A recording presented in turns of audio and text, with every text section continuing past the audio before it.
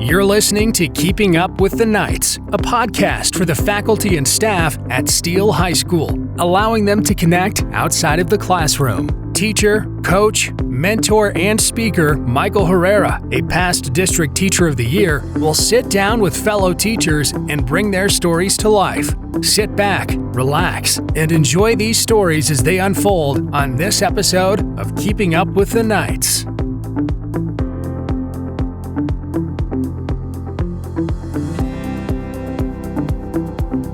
All right, well, welcome back to another episode of Keeping Up with the Knights. I have the privilege and honor to sit before you, Chief Johnson.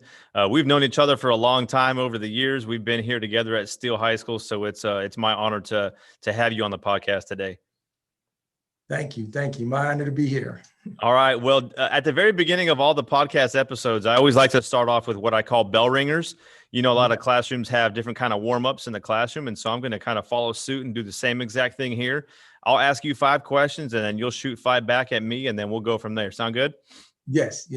All right, here we go. So the first question I have for you is, man, if you could tell yourself, a younger version of yourself, something, what would you go back and tell yourself? Probably that I should probably be more accepting of myself, especially when I was younger, like in high school. You know, sometimes I think we look up to the wrong people as role models and heroes because of what they're doing seems to be this thing to do then. But when I look back now, and it's like, you know, I was doing all right. I just didn't have the, you know, the self-esteem that make me feel like I was doing all right. But now looking back saying the things I did were pretty good things. Right. So, you know, if I could change it, knowing what I know now, and I wouldn't. So I'm kind of glad that I did have that to keep me from, you know, maybe being overconfident or cocky, something like that. I was more humble and always just kind of wait to see things out.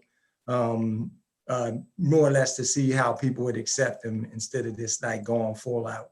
Right. Yeah, no, absolutely, man. It's always that in hindsight kind of stuff, right? We wish we had the foresight and the vision, but you would go back and tell yourself things are going to be okay. Right. All right. So if you were to star in a movie, what movie / role would you play? Wow. That's a tough one. You know, it would probably have to be close to what I do now. Okay. Because that's what I'm familiar with. I would have to star in some type of movie that was probably mentoring or helping young folks along, you know, because that's been my whole life's work. I mean, you know, I was a recruiter for 19 years before I came to this job, and I've been doing this job. This is our 15th year. So, you know, that's what I would see myself doing. So I think of some of the movies like the one where the gentleman, and I forget the name of it, but I think it was Morgan Freeman. He was a principal and he straightened the kids up. You know, or turn a program around, give kids inspiration and hope when they didn't necessarily have it initially. I got you. That's what I would like to, you know, star in something like that. Okay. What's question number 3? What's your like go-to hobby? What do you do outside of school that you enjoy doing? Well, my go-to hobby is physical fitness and, you know, reading and music. So those are 3 things I do almost on a daily basis, you know. Well, let me do this. This wasn't one of the questions I was going to ask you, but I'll go ahead and ask it since you like reading. What was the last book that you read? Well, it's a book I'm reading now. It's about Lawrence, South Carolina.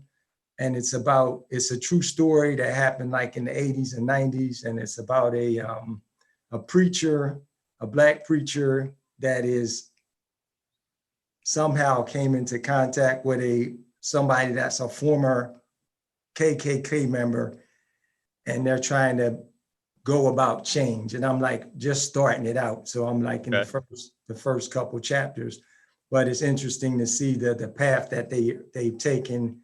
So far, you know, the guy that's a KK member now is opening up like a KKK museum in Lawrence, South Carolina.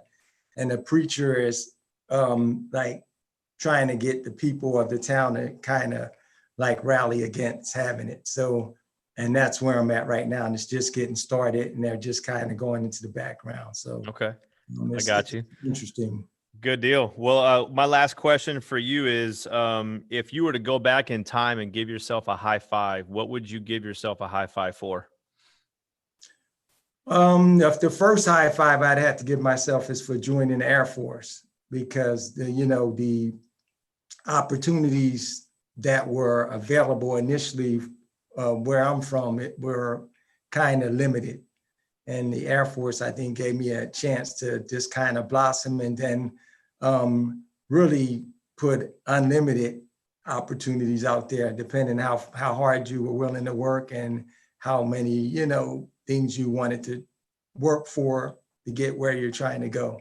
So I'm from, Camden, New Jersey, and at that time, it wasn't a lot of jobs there, and it wasn't a lot going on there. Inner city, lots of trouble. Of course, in the late 70s, drugs were being flooded into the area. So, a lot of people that I grew up with didn't really get a chance to see their full potential because they got blocked by, some of those obstacles, drugs and crime and things like that. So getting into the Air Force kind of pulled me away from that at a young enough age before it, felt like that was something that I should be doing, and then give me a chance to see the big picture and see the world and the opportunities as unlimited, and, not be boxed in by any preconceived, this is what you should be, but right, being free to make decisions. I could do this, I could do that, I can go here, I can go there. So, absolutely. That's choice, I think, and that led to everything else. I think that I will give myself a high five for. I got you. Well, very good, man. Your turn. Five questions for me. Okay, so where are you from? Originally born and raised in San Antonio, actually. Yep. Okay. And then who is your hero? Someone else asked me this question. And my answer, and it's fitting for this podcast, because my hero, my father was in the Navy. And I've just had this admiration for anybody that has served our country. I personally, not military, I wouldn't even consider myself as a military kid, because my dad served in the Navy during the Vietnam War. And by the time I was born, I mean, he wasn't active. Like it just wasn't it wasn't the same kind of story for our typical kid here that's a military kid. Right. So I'm not a military kid, but my father served. But beyond that, any person who serves a better good, who stands up for what is right, not just in the moment, but their good character and their morals, those are always my heroes. So sometimes people, my mother, of course, obviously, that she raised me, but beyond that beyond the typical answer, any serviceman or woman is a hero of mine. Okay. What is I guess since we started together, I thought, what is the thing that you think you learned most since we started, when we came here that first couple of weeks for training, and now looking back from then to now, what is the thing you think you learned most or have changed on most because of what you've been through? I don't really know. Honestly, I'm just being honest. I really don't know how to answer the question without really thinking about this. But the first thing that's coming through my mind is what I thought teaching was, and what I know teaching really is. And you kind of alluded to it about relationships with your kids and mentoring these kids. In my mind, I thought I was getting into education, the heart and soul of content. Right. Driven mastery of your classroom. And what I've really learned education really is, it's more about the interactions, the students, the relationships, the mentoring, the guidance, setting them on the right path, correcting them when they get off track. And I've said this before in this podcast, that's really not taught in education in terms of when you go to school for education, they're teaching you the content kind of stuff, the lesson planning, maintaining and managing a classroom structure, using different types of academic philosophies in your classroom to drive those lesson plans. They're teaching you all of these things. But I think the part that we fail to teach in education, not from our standpoint, but from the educators and the professors teaching us how to be teachers, is that mentoring, that relationship piece, which Right. is so critical to what we do. And I've learned through this podcast that that's pretty much what everyone's why is, why they teach. So I think I had this idea of what education was, but my eyes were opened to what education really is. And that's what I kind of hold dear to my heart now as a teacher who, started here at Steele High School with you 15 years ago. Right. I think me, you, and Francisco Perez all came in together at the same time. And I'll never forget standing in line behind him, and we introduced ourselves to each other, probably on those new teacher orientation days or whatever. Right. And he was like, he said something to me about a first year teacher versus a third year teacher, and just survive. And you'll get it by your third year. And lo and behold, man, third year came around, and it was just like this aha moment, like, okay, I got this, man.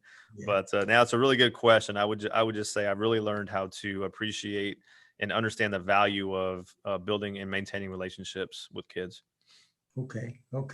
Yeah, I'm kind of on that same theme when you were talking about what we kind of learn as to be teaching others, what you actually learn, the boxes to fill, but you have to put your soul in it and kind of create a way to connect with the kids, which is totally different than the X's and Y's. That's right. Teaching. That's right.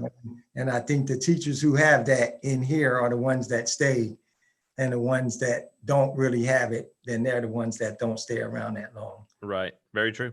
And then I'll follow that up with the last question. I think that's 5. What do you think, or maybe not the most significant thing that you've done at Steele High School, but one of the highlights, say, of your time at Steele? I'll share 2 of them because I'm a teacher and I'm a coach. So teacher-wise was back in 2016, I believe it was, being honored by being named Steele's Teacher of the Year, and then Secondary Teacher of the Year for the district. That was definitely a moment in my career where I felt very validated in what I do. I believe, and I don't know if I'm off base by saying this, but I think sometimes, not all times, but sometimes, I think coaches are undervalued in the classroom. I think people oftentimes think that we think our sports come first.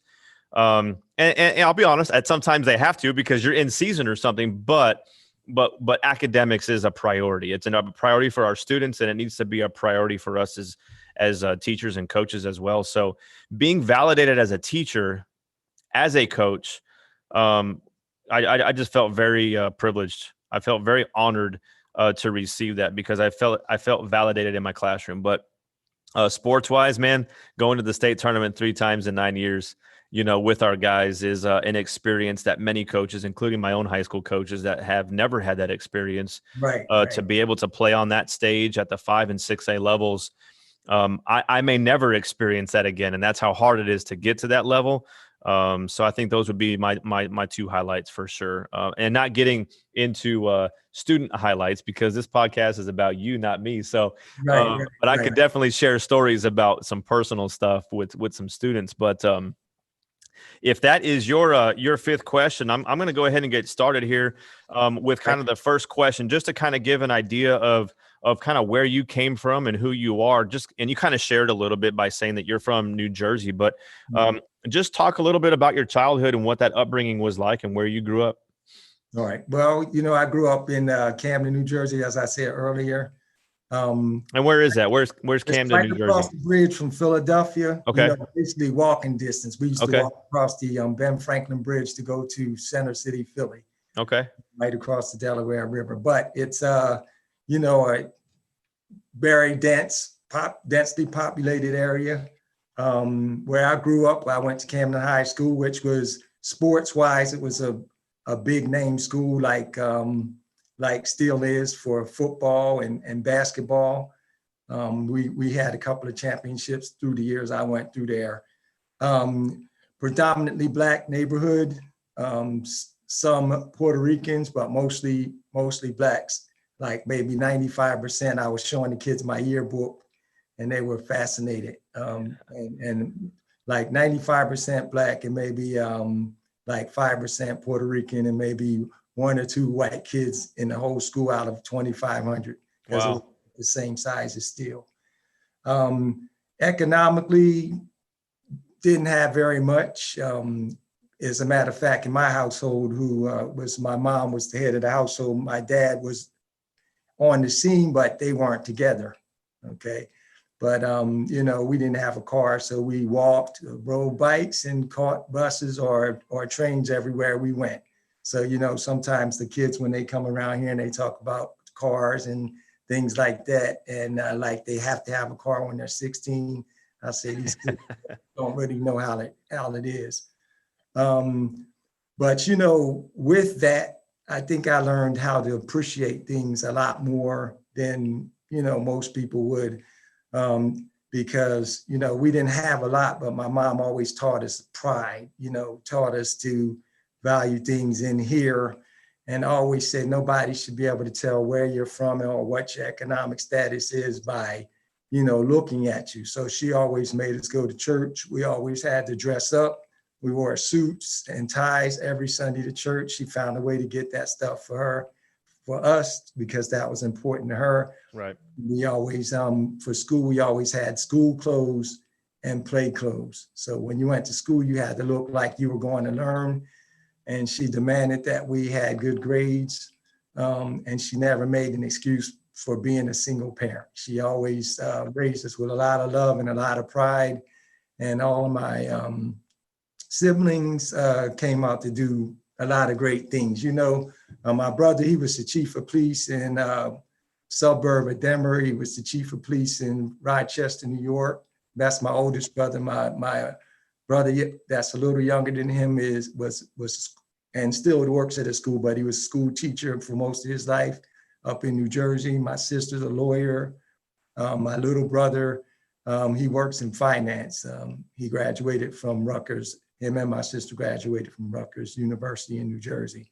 So, I came in the Air Force because I wanted to give my mom an opportunity to not have to worry about me as far as making it financially, going through school and stuff, and to get away from the, escalating criminal type activities that were happening in my area. So, I went in the Air Force, and immediately it was a match for me. Came in right out of high school, enlisted as a senior.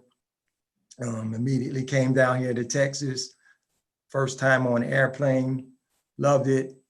Went to training in Denver. First time seeing, mountains and all of that crazy stuff. So did a lot of learning and a lot of being in awe from getting to see all of these things. And then right after I finished my tech school, I went to Germany as an 18-year-old. On my first assignment to Germany, and got to, go to most of the countries in Europe, worked in there and as on vacation and sightseeing and stuff like that. So it was an awesome start. And I think that's when I start to understand that, even though I'm not doing what everybody else is doing, and I may not have been one of the cool guys back at home, I was okay. I was starting to learn how to enjoy life. I was doing big stuff. And then, I was going places and I was meeting people that had a lot of things to offer, different personalities. Like I said, I came from a school that was all, one ethnic mix. And then to go out into the world and work with all these guys from all kinds of different places, it was fascinating to me. And, I just immediately started getting along with people and, just started really loving the path that I was on. And, just the Air Force just became really a big part of me. So family of 5? No, my family, I have a total of 7 siblings. That's, okay. Initially, of course, I've lost a couple, but it's 5 left, the ones that I talked about, Okay.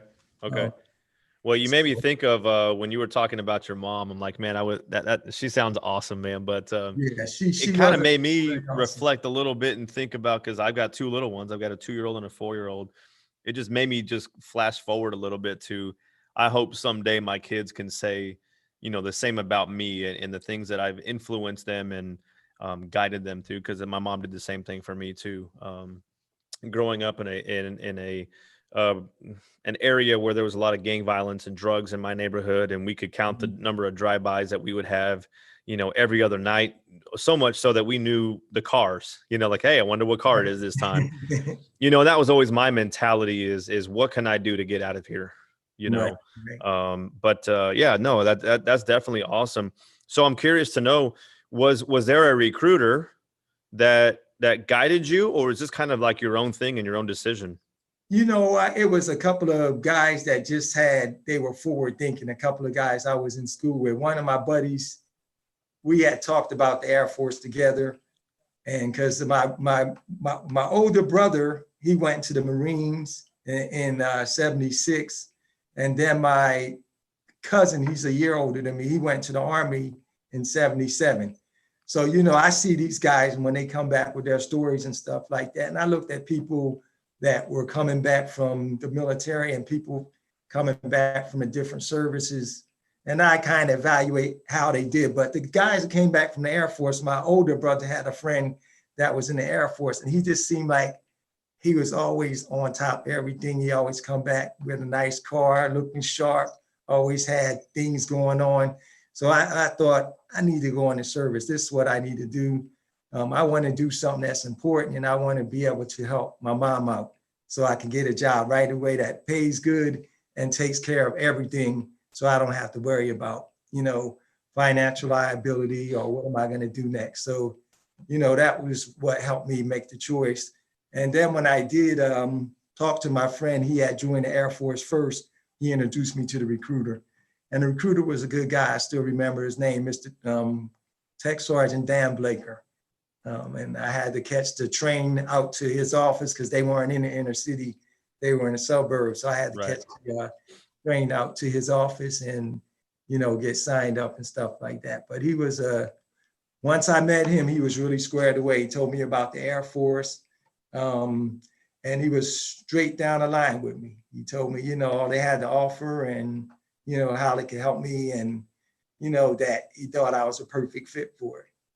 Do you think, it doesn't surprise me because I've known you that have that insightfulness. Do you find that kids are, and I'm sure they are, but do you find that they're just as insightful and forward thinking about how the military can change their life and their family life in terms of the dynamics of being able to provide for themselves versus their parents having to pay their way through college? Do you have a kind of a mixture of all those kinds of students that either don't know what to do, they know what to do? Yeah, we have a mixture. You have some kids in here that they got a plan from A to Z. They know exactly what they're going to do. And after we've been here this amount of time, I've seen a lot of them follow their plan through and they are right on the trail. They're doing it. And then some kids they have so much to offer, but they just don't want to commit to anything. So they just kind of flounder. Mm-hmm. Those are the kind that bug me the most because they have, they're missing out. They don't want to commit. It's like, well, you can join the military, you can go to college. They want to take the thing that has the less commitment. I say the lesser commitment you have, a lot of times that's going to mean the lesser achievements you could achieve because you're not putting yourself fully into it, but they don't necessarily understand that. Yeah, no, absolutely. All right. Well, so talk to me a little bit on, as a child, and I'm just kind of going this route, sports, things that you participated in school, whether they were clubs, organizations, to give you that well-roundedness, if you will, when you were younger. Talk a little bit about that. Well, when I was young, like nowadays, kids play video games. We used to play sports. Mm-hmm. Every day we get home from school. Sometimes we didn't even make it home and you get a pickup touch football game or a pickup basketball game, or, we play stickball with rubber balls and broomsticks. We play everything, freeze tag. We climbed on roofs, walked off on mattresses. We did all kinds of stuff. We made it work, but we were never in the house. My mom had to tell us, you need to be in at a certain time. And then as we got older, like junior high age, they used to have rec centers. Most of the schools in the area used to open up from like 6 to about 9 for recreation. And they had the basketball gym open, and they had arts and crafts for, the kids that weren't playing basketball, mostly the females. Then they had like ping pong tables. So that's where we used to go to stay out of trouble. So, right after we get out of school, we do our homework. And me and my brother, I have one brother that's 2 years younger than me and one brother that was 4 years older. We had jogged from my house to the school to play ball at the gym. And we had just played from like 6 until 9 till the place closed. And then when it was closed, we would jog home. And that was it. Come home, finish any homework, talk to my mom, look at the news, and go to bed. So that's the way it worked. It was, we stayed busy. And I think that's probably one of the things that hurt the inner city is they start shutting those programs down, where we always had somewhere to go after school, and now kids just hang out on the corner. Right. And, they, push or do whatever is going on at the time, which is not very good most of the time. So, but that's the way I was very active. And I went to a big school like this, so I went out for sports, but I didn't make the football team or the basketball team. Those are the years those guys were making state. We were winning state in football. We won in state in basketball. So we had some big players, a couple NBA players that came out of there during those years. So it was rough, but I still stayed. We had intramurals, and I played like for some of the city leagues and stuff like that. So I kept busy. I've always been athletic and, a busy person as far as team sports are concerned. Okay. So the fast forward, now you went Air Force. Mm-hmm. What's maybe one of the, triumphs that you felt that you had to overcome during your time? The main thing was just getting out of the situation of being in Camden and having the limited opportunities. Once I got into the Air Force, the main thing I appreciated about it was the lines were clear. If you do this, this, and this, that's how you get promoted. If you do this, this, and this is how you get a job. So I think probably one of the main triumphs would be making the 5th stripe, which is technical sergeant, which is very difficult because it's a lot more to take you to the higher level of non-commissioned officers. So they put a lot more on promoting, and they promote a lot less. It's because they just want the top of the top. Right. When I made that particular stripe, and the first time I went for it, I didn't make it. And I looked at what I needed to score. You have to do well on the test. You have to do well in your performance, and you have to have like community service and all other things. It's like the total person concept. And when I got picked up, when I got serious and I studied and did the things I needed to do, and I made it by a whole lot. So I was really proud of that. And then from that point on, I could see that if you want something and you work hard and you're, gifted in certain areas, you need to push for it and go get it. Absolutely, yeah. Go get it, And the second thing I was always proud of is the ability to help other people. Like when I was first came in the Air Force, I had the opportunity to, immediately be made a trainer because I was easy to get along with. So when I worked on aircraft, and they say, well, Joe, this guy, he's really good. Let's let him teach the new guys. And that just kind of stuck with me all the way through, and I guess that's why I'm still in the teaching business today. So that's a great segue into kind of like the next part of the podcast is like, so it was someone else who recognized and valued you for who you are, looked at your personality and what your inner beliefs, your inner core, and what your heart was. They saw that in you. And then is that what kind of took you into this road of education? Well, it's a couple of things, but I think that did let me feel like that I was, that I had some type of aptitude or gift that I could kind of lead people or teach them a little bit. Right. Because, you know, when normally when you come in the military, most of the guys will go with the herd, they'll stay with their peer groups. But I somehow happened to get a little on ahead. So I was supervising guys.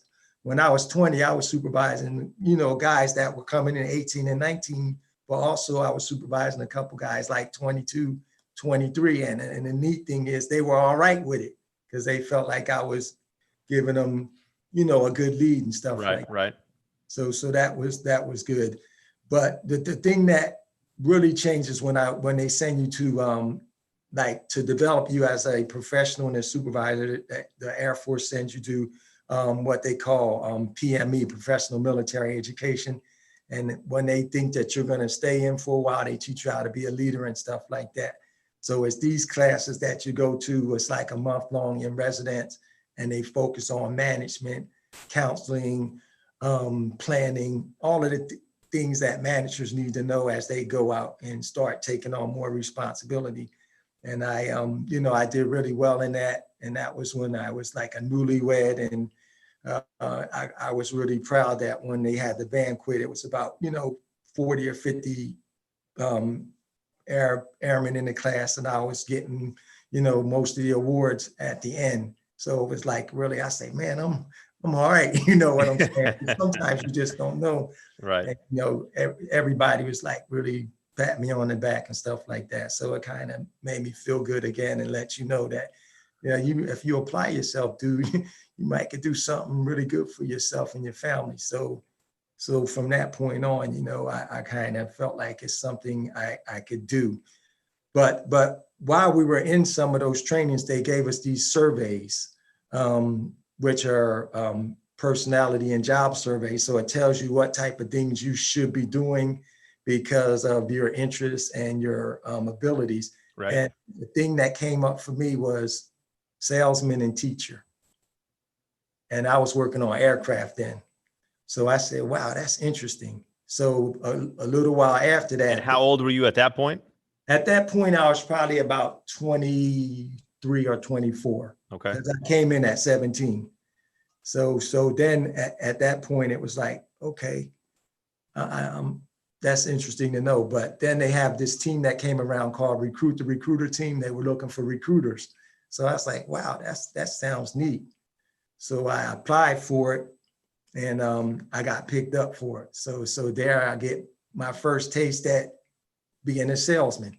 So I go to Panama City, Florida, and I get to be a recruiter for 4 years down there. And I fell in love with the place, and I fell in love with the activity of the job, you know, being free. Right. Come out of like an 80-man shop, and now I'm in a one-man office, and I'm the only guy in 6 counties that sells the Air Force. So that was kind of neat. So I was out freelancing. I gave me my own car, my own office, and my own telephone, because that was before computers. You know, that was in '87. And, you know, I was just roaming the streets, going to all the high schools, talking to kids, putting them in the Air Force. So that was, you know, on the start of me going into a different path, away from maintenance and into actually working with people and mentoring people. Okay. And then, so what transitioned after that, after you did those 4 years? Well, after I did those 4 years, I, you know, got promoted. And when you get promoted to a certain rank, which is Master Sergeant, is the rank that I was promoted to, that's a supervisory rank. So they wanted me to be a supervisor of recruiters. So I got to take on my own district, and I got promoted, and I got stationed from Panama City to Minneapolis, Minnesota, to be in charge of 5 recruiting officers with 10 recruiters that were my guys. So I had to teach them and train them and get them going. Right. And then that's when you start being, you know, basically a big boy. You gotta take all the hits for your guys, and you gotta train them how to get things done. And, you know, recruiting is tough up there because people aren't that familiar with the military, because there's no real true bases up there. Mm-hmm. So it's a lot of actual sales that have to go on and teaching. When you go in and you talk to some kids and their parents about joining, they don't know anything. Like around here, it's easy. You could tell somebody about the Air Force and say, come on, hop in my car, I'll show you and your son what's out here. We can go out to Lackland or Randolph and show them, or Fort Sam. but up there it was nothing like that. So you had to really be able to put them in the picture. So it was a lot more challenging up there, but at the same time, it was a lot more rewarding because the production when I first went up there was very bad, which is why they put me there in the first place, because they needed somebody to fill the slot. The guy that was there didn't make it. So they put me in a slot, and we turned it around and got the place moving pretty good. So they needed an MVP like you, man. Well, I don't know if I was an MVP, but the guys working for me were absolutely MVPs because they were buying what I was selling, and they got the job done, and start making the area productive again. So it was a good 3 years I spent up there, even though I froze my butt off. It's cold up there. I believe it. I believe it.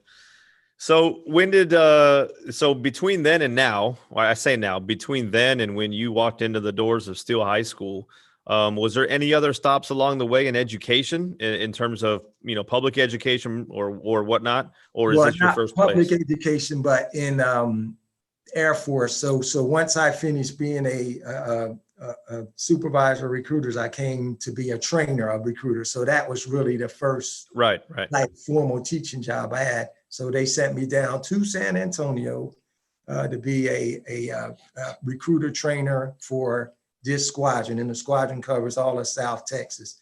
So I had about 100 recruiters that I was responsible for running a training program in San Antonio, Corpus, Austin, Houston, and all the way over to Lake Charles, Louisiana. So I used to make trips out there. I used to have training meetings for the groups in the different towns and stuff like that.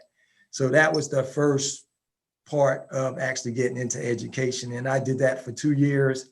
And from doing that job, they looked at me and they offered me up to be the superintendent of the recruiting school, who's the guys that teach all the recruiters how to recruit from being out in the field and transitioning them into being recruiters. So I did that for 2 years, training all the new recruiters coming in. And I had about a 20 school staff working, with me on that stuff. And some of those guys are still working with me today. A couple of them are, like Keeney's dad was one of my troops, and now he got picked up being an officer, but he was a teacher for me at the recruiting school. And now he's a instructor at Warren High School.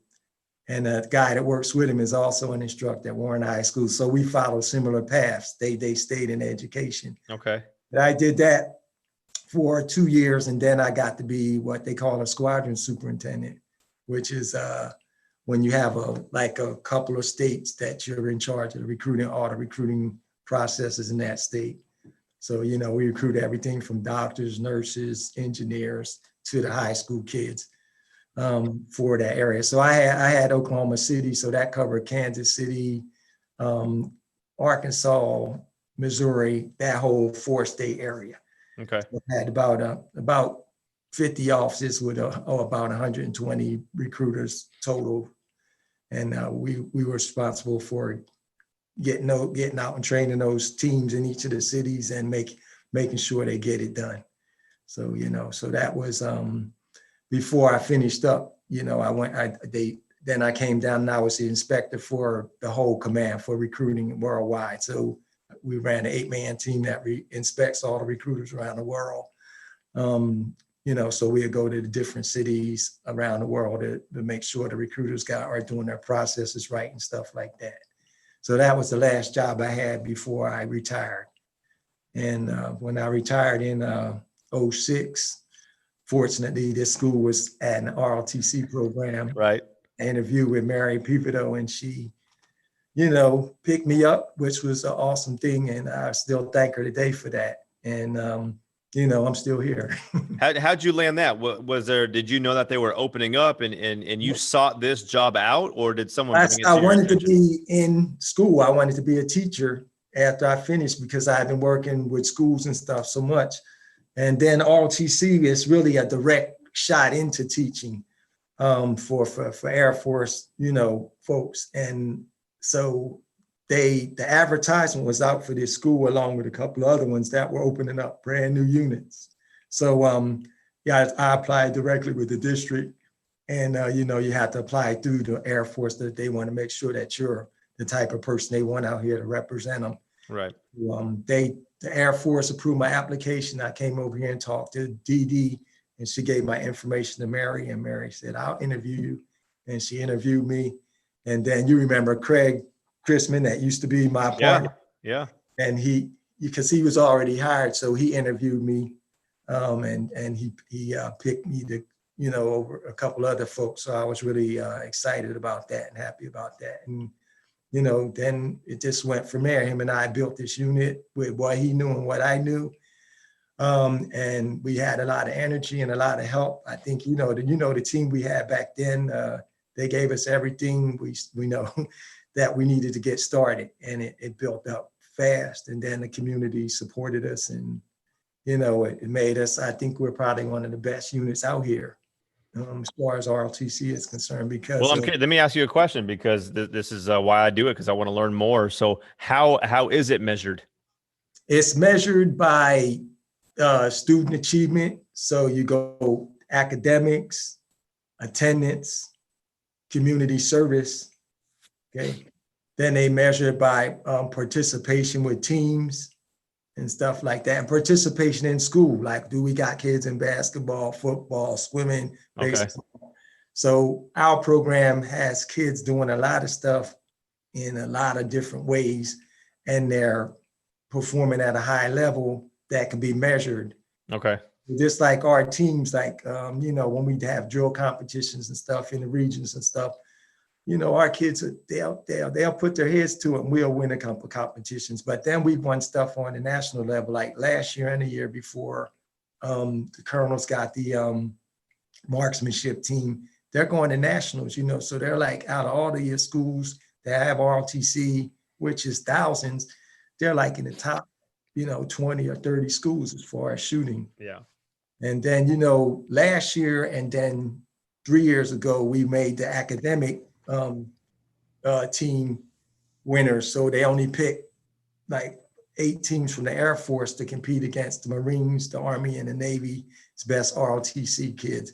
So in 17, I took 4 of our kids to DC to be a part of that. And we competed against those guys because we were one of the top 8 teams out of almost 1,000 units in the Air Force for academic team, which the academic team, they answer questions like, it's like Jeopardy, but it's questions like about SAT type topics, knowledge, school knowledge, and current events. And these kids, they did their thing, and we made it again last year, but because of COVID, we didn't get to go to DC and compete. And now we just started our cyber team, which are our computer guys, and they made nationals last year as well. So, those are the type of things they see these kids not just doing one thing, but they're doing a variety of things. And doing it well. Doing it well, you know. So that's why, like, we had the general come out here a couple of weeks ago, and this is the first school she visited. She just took the job, and she's in charge of all of Air Force, all junior ROTCs, and college ROTCs. And she got the job, and it's the first unit of all of those she visited. That's awesome. Right, and she loved it. The kids, they put on a good demonstration. They showed her what we have, and she could just, like she said, she could feel how much they're into it, how much they love it, and stuff like that. So that makes me feel good that the kids feel like this is their thing. And I know you feel like that about the ball team, especially when they, when they're doing those big things like going to state and win region. So that's what happens, to get recognized that way. So, so we've been getting recognized like that because of the performance of the kids. So, I give a lot of the credit to the school, because the other teachers, all you guys support us, y'all know what we do, and y'all try to help us in every way you can. And of course, the staff, all the principals from Jana back to Mary, always been very supportive, and their BP and counselor staff. But the community, man, the parents are awesome. They, whatever we need them to do to get these kids ready, they do it. And I mean, it's not a lot of places that you could say that, because when we go like to camps with schools from different places like Corpus and Austin and Houston, and we tell them what our kids are doing and what the parents did. They raised that much money. They brought them kids up there. Y'all were able to go here or there. They're fascinated by some of the things we're doing. So, a lot of the success is just it's just all of the energy put together that makes everything work in a perfect, perfect situation. So, I definitely don't take that for granted. Well, it's outstanding, and congratulations to you and all the effort that you put into your program. But, I mentioned this to you. I don't even think the kids were on campus. And I had mentioned to you maybe about a month ago or 2 months, whenever it was. And I reached out to you and I said, hey, man, I want to get you on this podcast because I often talk about our school. People ask questions about the staff and the admin here, and is it really truly that good of a place? And you just look at everything that has gone on here at Steele High School, from academics to ROTC to basketball and different sports and whatnot. And it's a great place, and it's just fascinating to hear that story too about how what you guys have been able to accomplish is definitely being recognized, and that's outstanding. So congratulations for that. But who's I want you to, without mentioning any names here, can you share kind of like a personal story of an impact that you've had on a kid's life, whether it was something that the kid had a horrible home life, or just that you saw something in a kid that needed your attention, and kind of his or her triumph story, if you will. Can you share a story of some kind of impact that has had on your life? Well, I mean, I could share from here and when I was, back in recruiting, I could share some stories as well. I would say keep it to here. That way we know it's a Steele kid and the impact that you've had on their life. Okay. Well, it's been a couple of Steele kids, but I could think of one in particular that, they didn't have the most support as far as financial and parental, but they were really determined to, they wanted to go to an academy. Okay. So what they did was they joined ROTC, and they really worked hard, like with community service and being involved in a lot of the activities that we do. We join teams, and they also would come to us to try to help them, like either with tutoring or motivation to do well in their other classes. And then they would talk to us when they had issues at home to try to filter down the, the pain that it would cause so they can keep moving forward. Right. And, this kid even, normally you get invited to Boyd State. This kid was saying, what do I need to do? So he was contacting the people that select for Boyd State, telling them why he wanted to go and stuff like that. So he got selected for Boyd State and ended up, in his junior year, putting in for the academy, and, end up getting picked up by the prep school, which is like, you didn't get into the academy, but we'll put you in the prep school because we think you'll be ready next year. Right. And you went to the prep school, and now he's at the West Point. So he made it, Right. And then when he comes back and, and he just smiles, he says all of that stuff paid off. So that's one of the stories that I have. I have a whole bunch. One other kid, he used to be an average student, and he didn't attempt to be above average. He's like, do what it takes to get there. So he was like that. He was a nice kid, just wasn't going to do anything extra. So he graduated from high school, went to community college, and I guess he got bit by the bug and started working really hard. He transferred from community college to four-year college, got applied to be for officer training in the Navy, got picked up, done really well in officer training, and got picked up to be a flyer, to fly jets in the Navy. And he came back here to see us, and he told us, he said, remember when I didn't want to do no work in class? He said, but you know what? In the back of my mind, I think I was listening to you guys, because once I felt like I wanted to kick in and do drive, once I started driving, everything started falling in place. And now I'm gonna be a flyer in the Navy. So he came back in here in his dress whites, and he talked to a few of our kids and tell them about his journey. And that was really neat to see because, you know, he was a guy that I wouldn't thought even had that desire. And not only did he have the desire, but he just showed tremendous ability by doing what he did and you know, getting to be a flyer in the Navy. So that was really neat. That's awesome. You know, it's one of those things where we're always planting seeds, right? The conversations we have, and even the moments when, you know, we're talking with one kid, other kids in the classroom hear your interaction. They see your interaction. They see, you know, how you mentor others. You never know when you're going to have an effect on a kid. And I think it's definitely edifying to us when we have moments like that, when kids come back to tell us those things, because without them doing so, we don't ever know, you know. Right. So how rewarding is that to have them come back and tell you that? But what do you think? What do you think are some of the biggest challenges that we face in terms of building relationships with kids, and specifically, if you want to touch on your ROTC program, that you see that kind of, you know, those barriers that you're trying so hard?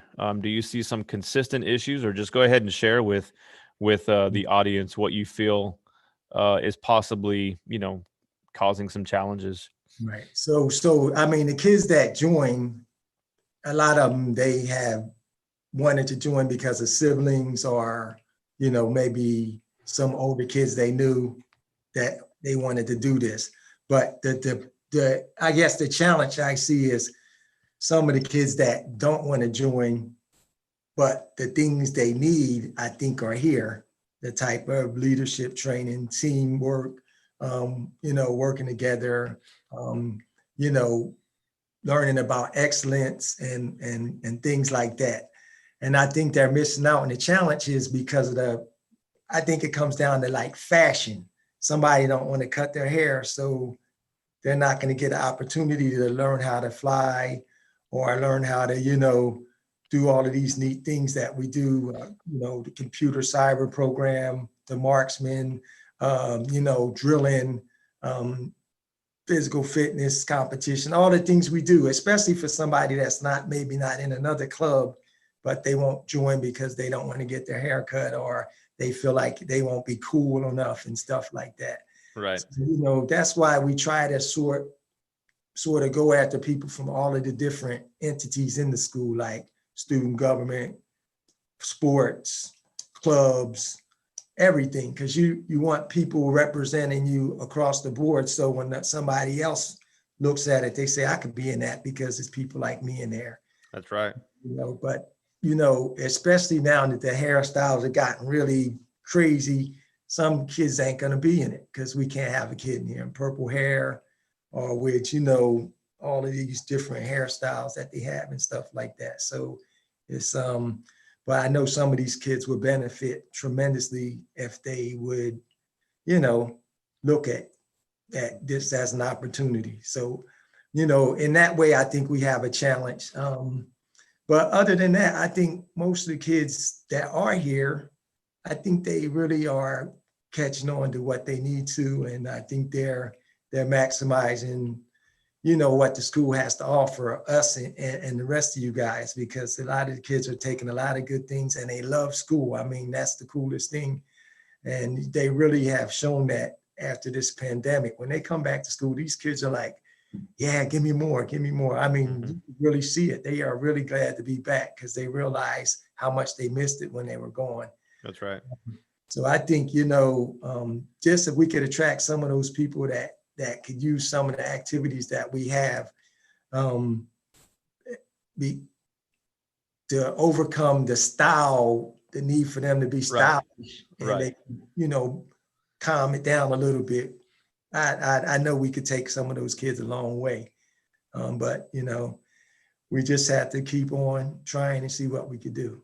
You know? Gotcha. You got to get those kids to look beyond the superficial kind of stuff and exactly. get them to have the vision. And I can see that for sure.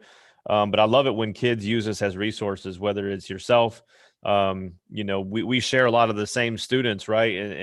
And sometimes if I may not effectively be able to reach a kid, you might be able to, or another teacher on campus. But speaking of other teachers, man, let's go ahead and wrap things up. I'm going to go ahead and ask you one more question here. I like to do this to end all the episodes of the podcast by just asking teachers to come up with one person that they would like to thank on campus, someone that's impacted them, someone that's been there by their side, and give them a shout out. So who on campus would you like to thank and why?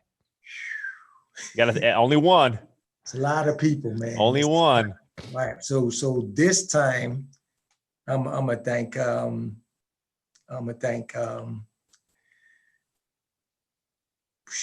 it's hard to do that, man. You know what I'm saying? I know, but you gotta give me one, because there's a lot of people probably in your circle that know that you think. Everybody helps us so much. It's just crazy. But I guess I'll go with Ruby with the scheduling and stuff like that, because getting kids into the right periods to make everything work as far as our teams and stuff like that.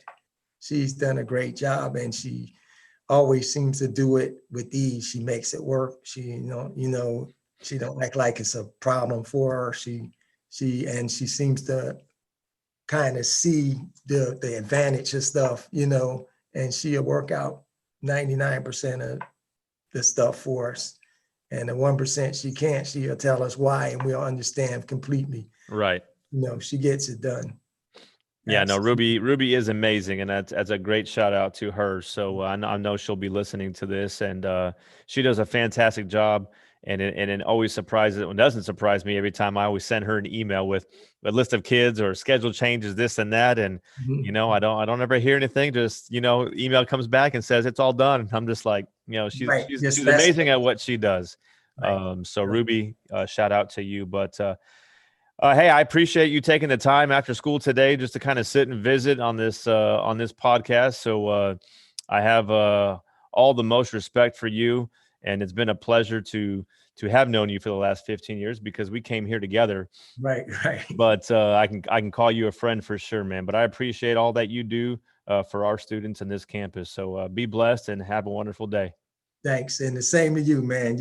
I appreciate you as well, and thanks for having me to do this. Oh, you bet, man. We'll talk soon. All right. Take care, Mike. All right. Have a good one. All right. Take care. Bye-bye.